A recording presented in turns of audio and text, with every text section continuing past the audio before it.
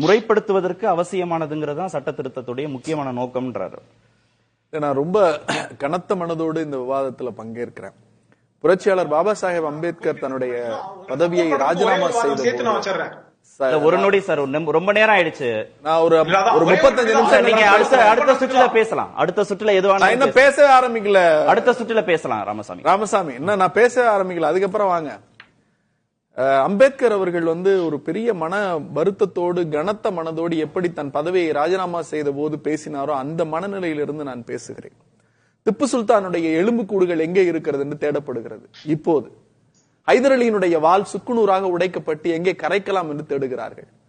ஹசிமுல்லா கான் உருவாக்கிய பாரத் மாதா கி ஜெய் என்கிற வாசகம் இன்றைக்கு குழி தோண்டி புதைக்கப்பட்டு கொண்டிருக்கிறது. இந்திய தேசிய கொடியினுடைய ஒரு நூலையாவது தைத்து கொடுத்த சுரையா தியாப்ஜியினுடைய அந்த நூல் அவள் இஸ்லாமியர் என்பதற்காக அறுத்தெறியப்படுகிறது. அவர் சொன்னார், இடவிவகாரங்களை பேசுற போது ரொம்ப மன வருத்தத்தோடு பேசுறேன். திருநெல்வேலியில மருத்துவமனை கட்டுறதுக்கு இடம் இல்லைங்க. இடம் இல்ல. ஒரு 18 ஏக்கர் இடத்தை ஒரு இஸ்லாமியர் வச்சிருக்காரு.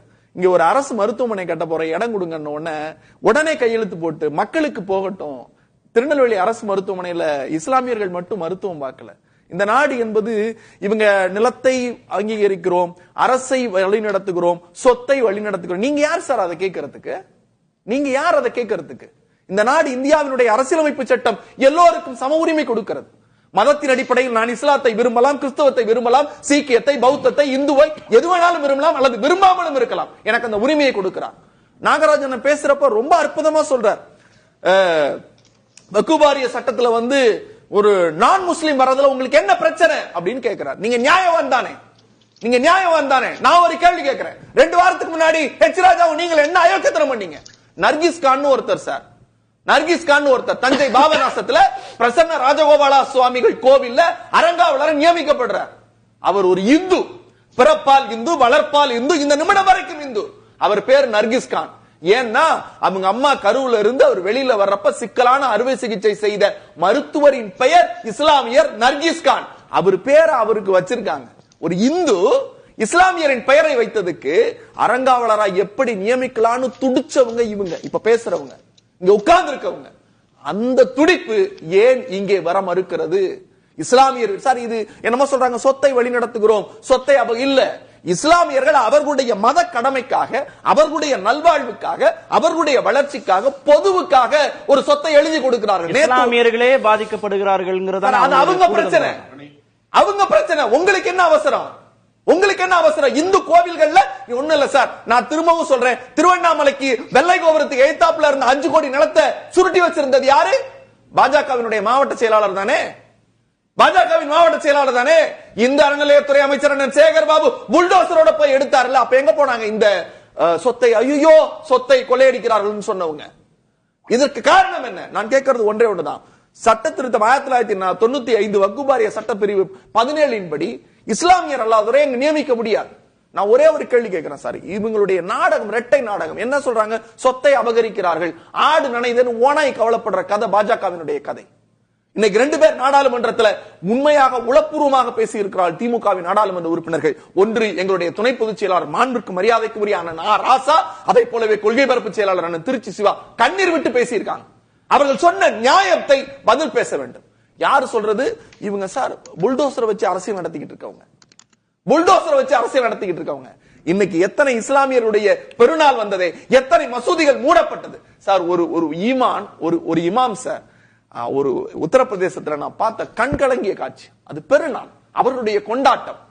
ஜாகிர் ஹுசேன் போன்ற மிகப்பெரிய தலைவர்கள், ஏன் நான் இஸ்லாமியனா இருக்கிறதுக்காக நீங்க தீபத்தை ஏத்தாம வச்சிருக்கேன், நீ தீபத்தை ஏத்து, இது இந்தியாவுக்கான நாடுன்னு சொன்ன ஜாகிர் ஹுசேன் போன்ற மிகப்பெரிய ஜனாதிபதிகள் இருந்த மண்ணில் ஒரு இமாம் சொல்றாரு, இங்க இருக்கிற அந்த ஸ்பீக்கரை உடைச்சிட்டு போயிட்டாங்க, நான் பெருநாளுக்கான கடமையாக நான் அல்லாஹ்வை நோக்கி ஓத வேண்டும்னு மொட்டை மாடியில நின்று ஓதுன காட்சியை நம்ம பாக்குறோம் சார். இது யாருடைய ஆட்சியில? யாருடைய ஆட்சியில? இங்கே தொப்பி வைத்து தாடி வைத்திருந்தால் அவன் தீவிரவாதி என்று கற்பிக்கப்படுகிறவர்கள் எங்களை நோக்கி கை நீட்டுகிறார்கள். ஒன்னு, அவனை மதத்தின் ரீதியாக அடையாளப்படுத்து, கல்வியில் பின்தங்கு, அவனுக்கு கொடுக்கப்படுகிற உதவித்தொகையை நிறுத்து, அவனிடத்தில் இருக்கிற சொத்தை அபகரி, பிறகு குடியுரிமை திருத்த சட்டத்தின் அடிப்படையில் அவனை இந்த நாட்டை சேர்ந்தவனே இல்லை, அவன் அகதி என்று மாற்று என்று சொல்லி பெரும்பான்மை அரசியல்வாதத்தில் இந்து ராஷ்டிரத்தை அமைப்பதற்கு, இந்து சர்வாதிகாரத்தை கொண்டு வருவதற்கு இந்தியா என்கிற ஒரு நாடு இருக்கிறது, அதற்கு அழகான முகம் இருக்கிறது. அந்த அழகான முகத்தினுடைய அழகு எதுவென்றால் வேற்றுமையில் ஒற்றுமை, அனைத்து மதத்தினரும் இங்கே சமமாக நடத்தப்படுவார்கள் என்பது. மத அடிப்படையில இல்ல, கல்வி வேலை வாய்ப்புல இஸ்லாமியர்களுக்கான பிரதிநிதித்துவத்தை அதிகப்படுத்துவதற்கு தான் சட்ட திருத்தம். ஒரு மந்திரி இல்ல சார், ஒரு நாடாளுமன்ற உறுப்பினர் இல்ல சார், இவங்க லட்சணம். யாரை குறித்து யார் பேசுவது? கிரண் ராஜு இஸ்லாமியரா? வக்குபாரிய சட்டத்தை அறிமுகப்படுத்துவதற்கு ஒரு இஸ்லாமியர் இல்ல. என் மருத்துவர் சொன்னாரு, நீங்க பேசவே போக கூடாதுன்னாரு. அவ்வளவு வழியில வந்து பேசுறேன். இந்த மக்களுக்கு பேசியாக வேண்டும்.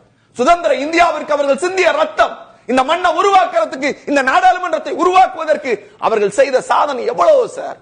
உயர்கல்விக்கு முதல்ல கான்பூர்ல ஐஐடி கட்டினது யாரு சார்? அவர் பேர்ல இருக்கிற ஸ்காலர்ஷிப் எடுத்துட்டாங்க சார். வரலாற்றிலிருந்து இஸ்லாமியர்கள் நீக்கம், வரலாற்றிலிருந்து இஸ்லாமிய அறிஞருடைய சாதனை நீக்கம், இந்த மண்ணுக்கு சிந்திய ரத்தங்கள் நீக்கம். இதெல்லாம் யார் செய்யறது? யார் செய்யறது? சிறுபான்மையின மக்களை, இஸ்லாமிய பெருங்குடி மக்களை தங்களுக்கு எதிரிகளாக காட்டி பெரும்பான்மைத்துவம் என்கிற பெயரில் இந்துக்களையும் இஸ்லாமியர்களையும் விரோதியாக்குவது சென்னை உயர்நீதிமன்றம் சொன்னுச்சுல. திருப்பரங்குன்றத்துல இருக்கிறவங்க அவங்க பாட்டுக்கு போய் அங்க கரிசோறு திங்கிறாங்க, இவங்க பாட்டுக்கு முருகனை பார்க்க போறாங்க. நீங்க யார் வெளியூர்ல இருந்து வந்து பிரச்சனை பண்றதுக்குன்னு கேட்டாங்கல்ல. இந்த மண் அப்படிப்பட்ட மண்ணு சார். இங்க பக்கத்தில் உட்கார்ந்து இருக்கிற என்னுடைய சகோதரன், நாங்கள் மாமன் மச்சான் உறவிலே பேசிக் கொள்ளுகிறோம். சனவாசு நானும் மாமன் மச்சான் உறவிலே பேசிக் கொள்கிறோம். நான் பிறப்பால் ஒரு இந்து, அவர் இஸ்லாமியர். இங்க இஸ்லாமியர் இந்து என்கிற விரோதம் இல்லை. அதை விதைக்க நினைப்பது இந்த கும்பல். இந்த கும்பலுக்கு என்ன அருகதை இருக்கிறது? இந்த மண்ணை உடைத்து இந்த மண்ணின் சார், இந்த மண்ணுக்கான அழகுன்னு ஒண்ணு இருக்கு sir. India is called unity and diversity. இந்த நாடு என்பது இந்த மதத்திற்கான அடையாளம் அல்ல. இங்க எல்லோரும் போற்றப்பட வேண்டும். அம்பேத்கர் அதான் சொன்னார். இந்த நாட இல்ல ஒரு வரியில முடிச்சேன் சார், எனக்கு தயவு செஞ்சு. இவங்க எல்லாரும் பேசுறாங்கல்ல சொத்து, மதம், மதத்தின் அடிப்படையில். அம்பேத்கர் சொல்றார், இந்த நாட்டை நீங்க ஏன் வந்து இந்து நாடுன்னு குறிப்பிடல அப்படின்னு அவர் சொல்றாரு. இந்து நாடுன்னு குறிப்பிடலன்னு அந்த விவாதத்துல சொல்றாரு. அப்ப அம்பேத்கர் சொன்னாரு, ஒரு தாயின் குழந்தையில், ஒரு தாயினுடைய கருப்பில் 5 குழந்தைகள் பிறக்கிறது. அந்த 5 குழந்தைகளில் முதல் குழந்தை இந்து குழந்தை என்றோ, இரண்டாவது குழந்தை இஸ்லாமிய குழந்தை, மூன்றாவது குழந்தை கிறிஸ்தவ குழந்தை, நான்காவது குழந்தை சீக்கிய குழந்தை, 5வது குழந்தை பௌத்த குழந்தை என்று நான் பிரிக்க மாட்டேன். எல்லோரும் இந்திய தாயின் மடியில் பிறந்த பிள்ளைகள் என்று அம்பேத்கர் சொன்னார்.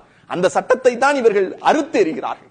கருவில் இருக்கிற அந்த இஸ்லாமிய பெண்ணை எப்படி கருவறுத்தார்களோ அப்படி இன்றைக்கு சொத்திலே அவர்கள் கை வைக்கிறார். ஆயிரக்கணக்கான புகார்கள் வருது, இஸ்லாமியர்களும் அந்த புகார்களை கொடுக்கறாங்க, நீதிமன்றத்துல வழக்கு போடுறாங்கிற போது அரசாங்கம் நிர்வாக ரீதியாக, சட்ட ரீதியாக இதை எப்படி ஒழுங்குபடுத்த முடியும் தானே பார்க்கும். நீங்களே இந்த பிரச்சனையை கையாண்டு விடுங்கள் அப்படின்னு அந்த வக்ஃப் வாரியத்திட்டே கொடுக்கக்கூடிய அளவுக்கு புகார்கள் எண்ணிக்கை பெருசாயிட்டே தானே போகுது. இங்க யாரு விசாரிக்கிறாங்கிறதான் பிரச்சனை. நான் ஒரே ஒரு கேள்விதான் கேட்டேன். நீங்க அறங்காவலர் குழுல ஒரு இந்துவாக பிறந்து இந்துவாக வாழ்ந்து கொண்டிருக்கிற நர்கீஸ் கான் என்று பெயர் வைத்திருக்கிற ஒருவர் அறங்காவலர் குழுவில் இருக்கிறார் என்பதற்காக நீங்கள் எத்தனை பேச்சு பேசினீர்கள்? எச் ராஜா முதற்கொண்டு, நாகராஜன் முதற்கொண்டு எத்தனை பேர் கத்தினீர்கள் சார்? ஒரு பேரு சார், அவர் இந்து, அவர் பேரு தான் நர்கீஸ் கான். அதை தெரிந்து கொள்ளாமல் இவர்கள் கலவரம் செய்தார்கள். அவர்களுக்கு ஒரு நியாயம் என்றால், இங்கே வக்ஃப் வாரிய சட்டத்துல இஸ்லாமியர் அல்லாத உறுப்பினர்கள் 2 பேரை நியமிக்க முடியும். இது எந்த விதத்துல நியாயம்? அப்ப உங்களுக்கு ஒரு நியாயம். அறங்காவலர் குழுல இஸ்லாமியரை நியமிக்க இவங்க ஒத்துக்குவாங்களா? இவங்க கேட்கிறாங்கல்ல, அவர்களுக்கு ஒரு நியதின்னு. நான் ஒரு ராமசாமி ஒரு வழக்கறிஞர், கற்றறிந்த வழக்கறிஞர் நினைச்சேன். அவர் சொல்றாரு, தாசில்தார், டிஆர்ஓ, ஆர்டிஓ, அப்புறம் வந்து ட்ரிபியூனல், ஐஜி, அப்புறம் ஹைகோர்ட், அப்புறம் சுப்ரீம் கோர்ட்டுங்கிறாரு. இந்த அறநிலையத்துறையில என்ன சார் இருக்கு கேட்டா, ரெண்ட் கண்ட்ரோல், ரெண்ட் பிக்சேஷன்ங்கிறாரு. இந்த அறநிலையத்துறைக்கான இடம்னு முடிவாயிருச்சுன்னா அங்க கமிஷனர் கோர்ட்ல நீங்க கேஸ் நடத்தணும். கமிஷனர் கோர்ட்ல கேஸ் நடத்தி அதுக்கப்புறம் தான் ஹைகோர்ட் போக முடியும். இந்த ப்ரொசீஜர் அறங்காவலர் இந்து அறங்காவலர் நிலையத்துக்கு இருக்கிறப்ப வக்ஃப் வாரியத்துக்கு இருக்காதா சார்? It's independent section.